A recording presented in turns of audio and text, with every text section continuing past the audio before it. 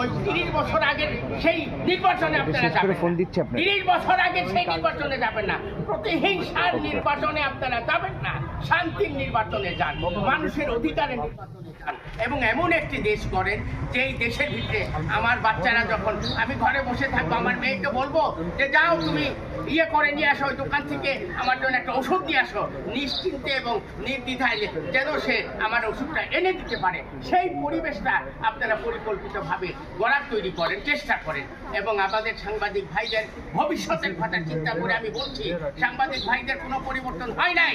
আমি চাই এইবার হ্যাঁ ভোটে আপনারা ভোট দিয়ে এবং আপনারা চেষ্টা এবং নতুন দেশ গড়ার তৈরি করেন এবং সাংবাদিক ভাইদের উচ্চ সম্মান আমরা চাই।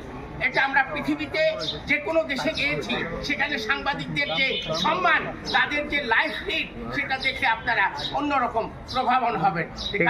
আমি চাই এই দেশের একটা সুন্দর green industrial and grow economical Bangladesh বা যুবকদের Bangladesh. Thank you very much, সবাইকে ধন্যবাদ। এবং এখন কথা বলবেন আমাদের ফাহিম।